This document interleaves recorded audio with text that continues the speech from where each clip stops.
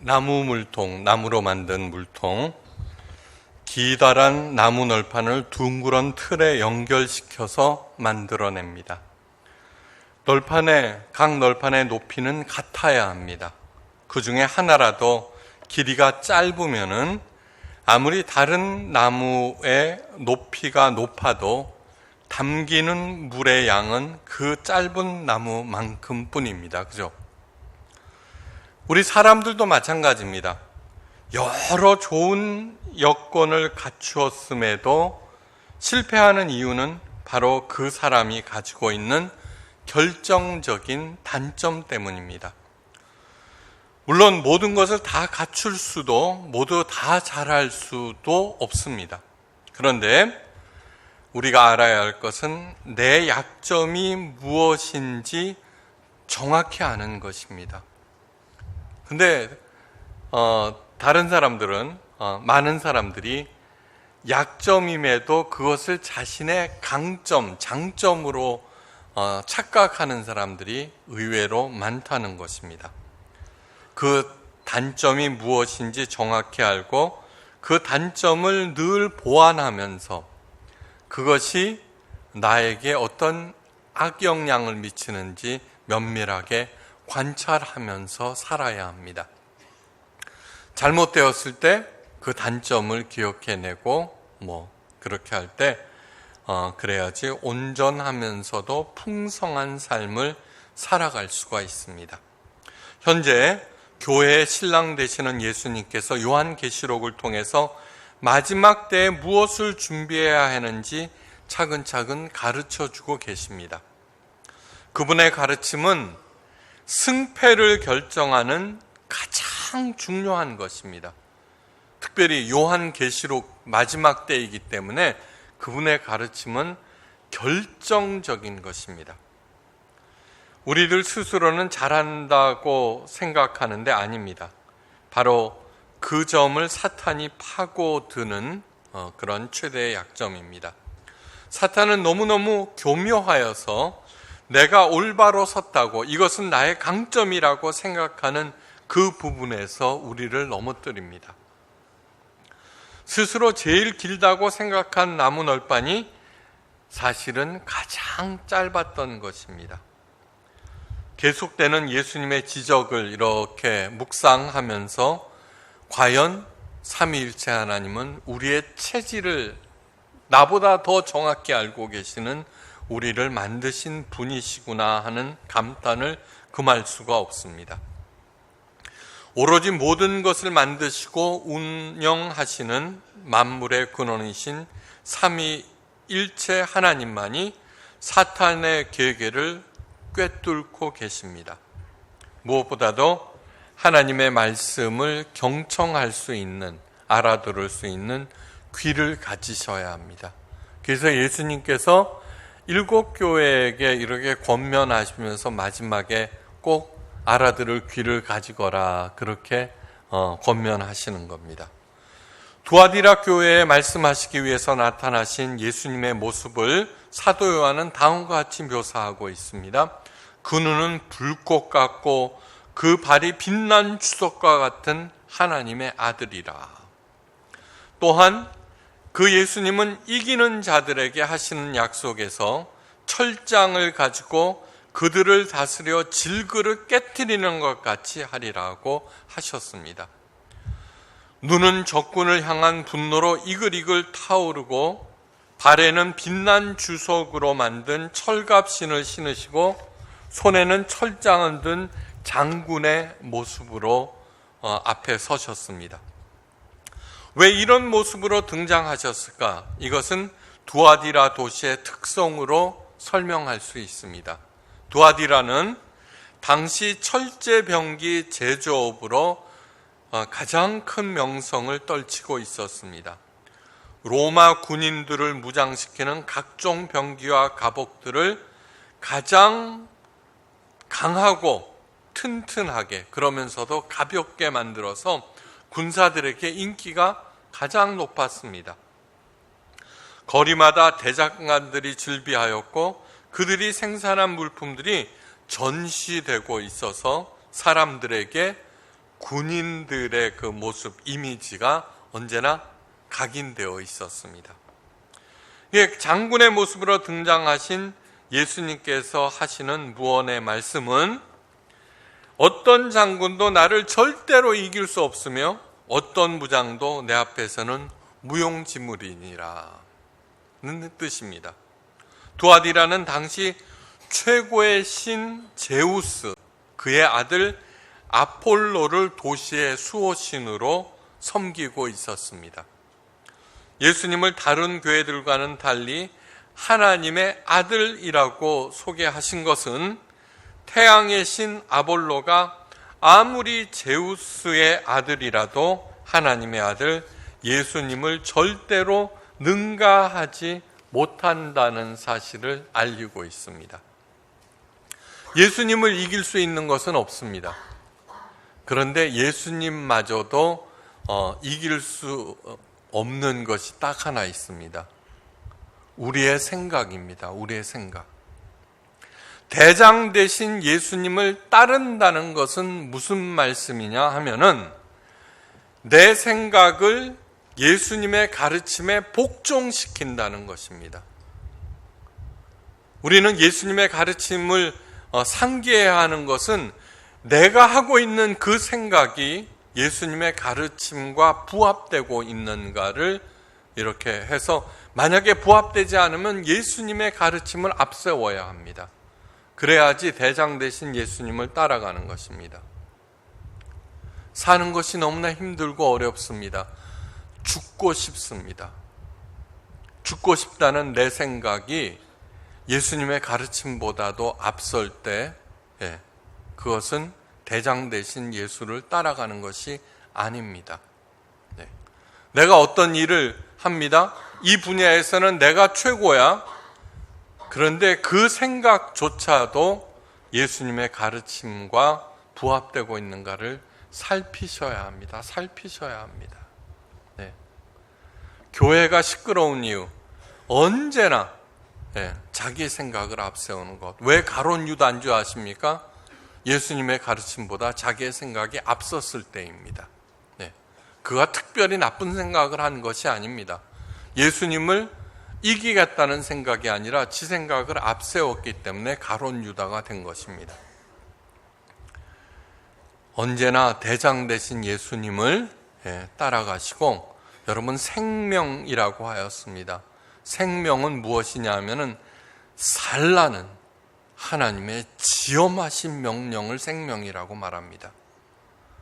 이 세상에서 가장 중요한 것이 무엇인지 아십니까? 선교도 아니고 전도도 아닙니다. 생존 그 자체입니다. 생존처럼 가장 숭고한 것이 없습니다. 그런데 무턱대고 생존하라는 것이 아닙니다. 하나님의 가르침, 예수님의 가르침에 부합될 때 저절로 번영한다는 것이 기독교의 핵심 진리입니다.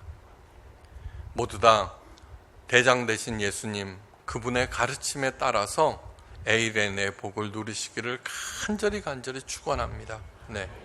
또한 두아디라는 옷감 생산의 중심지였습니다. 그런데 무기제적은 옷감 생산이건 모두 다 길드 조직을 통해서 이루어졌습니다. 모두 길드 조합에 가입해야 했고 그들의 지시에 따라야 두아디라에서 사업을 할 수 있었습니다. 조합원들은 당연히 각종 예식에 참여해야 했는데 그 예식들은 반드시 아볼로 숭배와 황제 숭배 의식이 포함됩니다. 또한 당시 신전은 오늘날의 은행 업무까지 하였으므로 이들의 눈에 벗어났다가는 생계마저 위협받게 됩니다. 이러한 도시 풍토와 문화와 경제 체제에서 순전한 그리스도인으로 산다는 것이 얼마나 힘겨운 일인지 충분히 상상할 수 있습니다. 그러나 두아디라 교회는 그처럼 힘든 상황 아래에서 잘 해나가고 있었습니다. 예수님께서 칭찬하십니다. 내가 네 사업과 사랑과 믿음과 성김과 인내를 아노니 내 나중 행위가 처음 것보다 많도다. 두아디라 교회는 일상의 삶과 신앙생활이 일치하였다는 것입니다.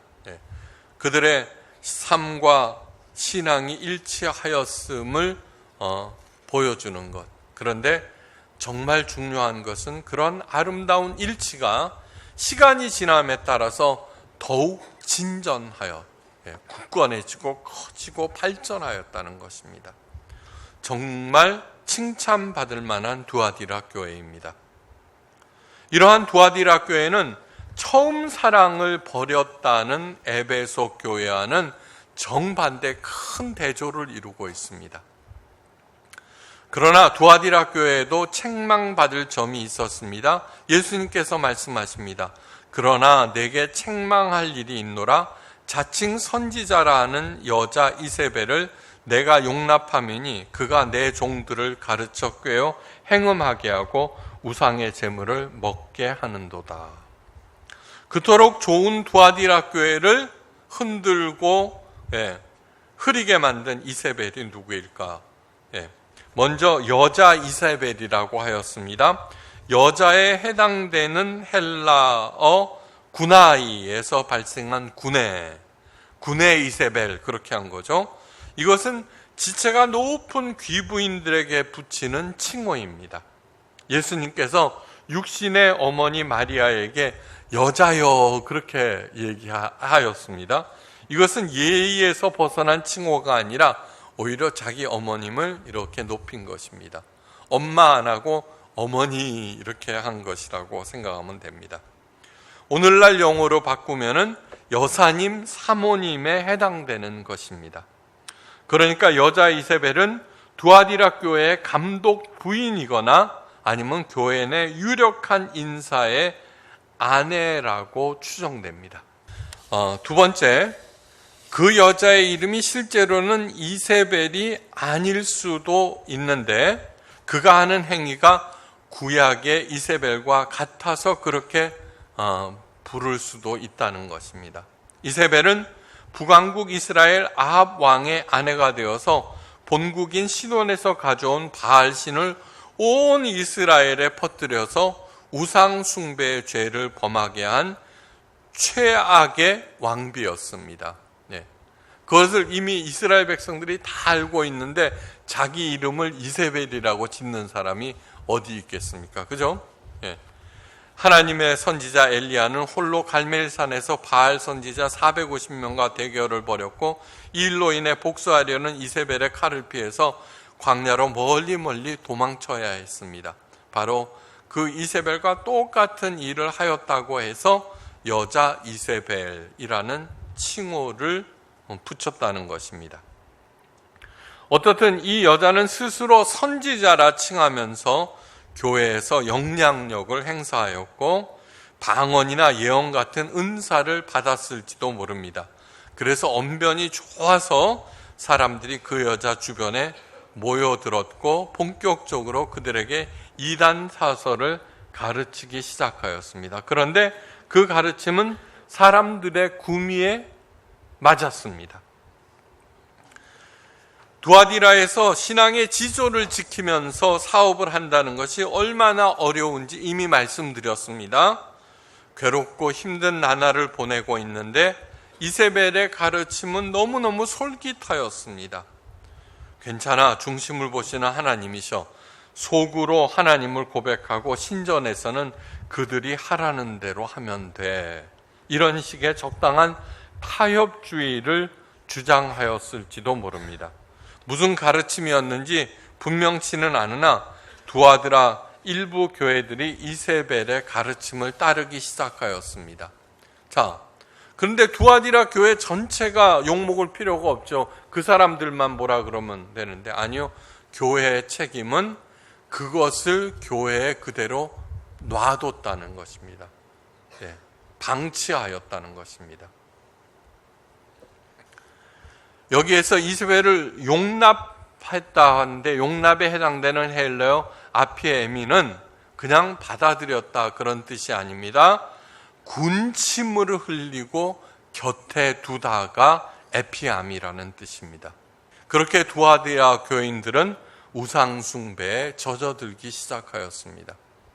교회의 책임은 하나님 대신에 진리를 수호하고 그런 사람들을 척결하는 일도 포함됩니다.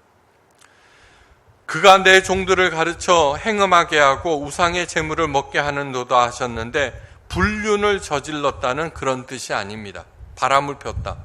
몇 차례 말씀드렸죠. 이방 신자 안에서는 어김없이 신들의 딸이 있고 그들과의 관계를 통해서 그 신의 은총이 전수된다고 믿었습니다.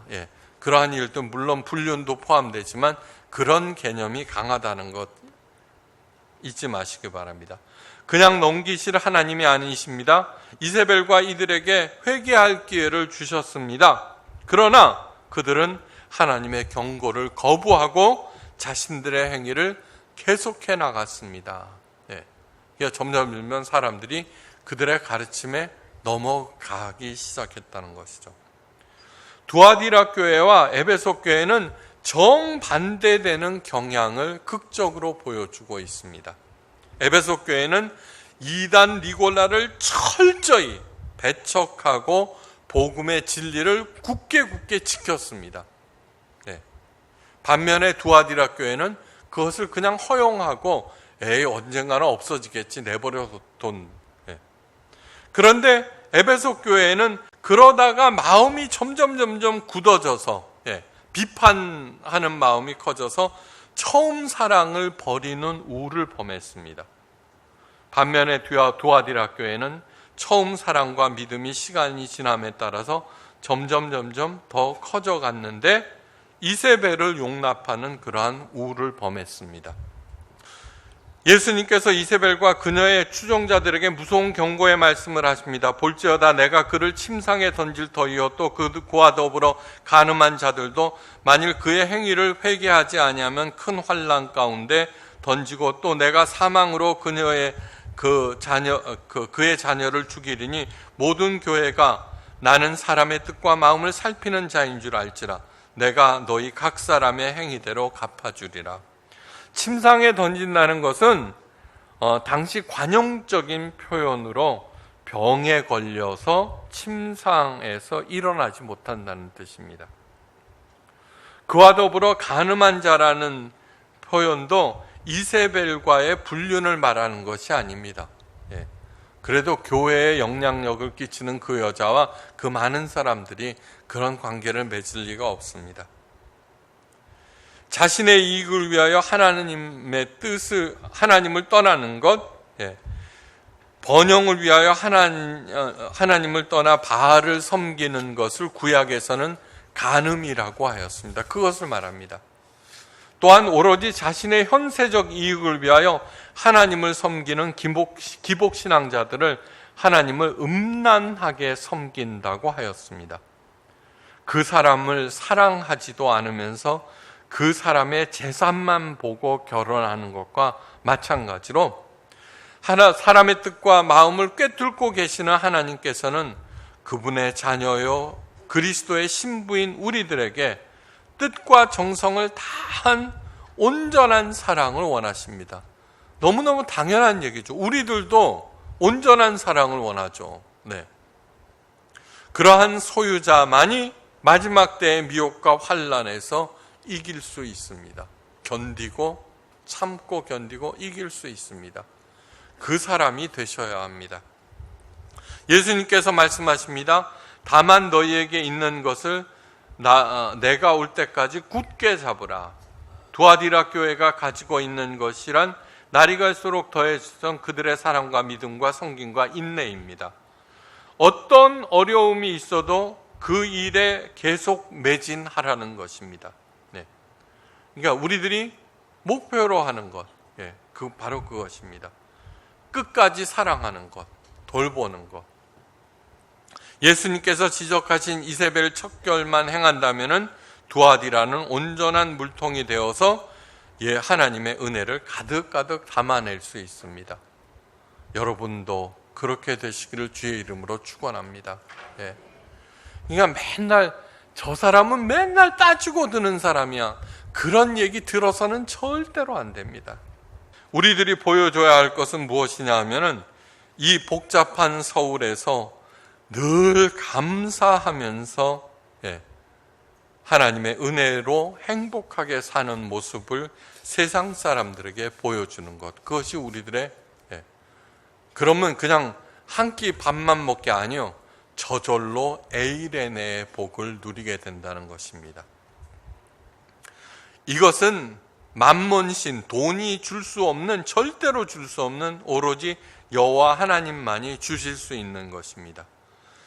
주님 오실 때까지 그렇게 사는 사람들에게 예수님께서 약속하십니다. 이기는 자와 끝까지 내일을 지키는 그들에게는 만국을 다스리는 권세를 주리니 그가 철장을 가지고 그들을 다스려 질그릇 깨트리는 것 같이 하리라.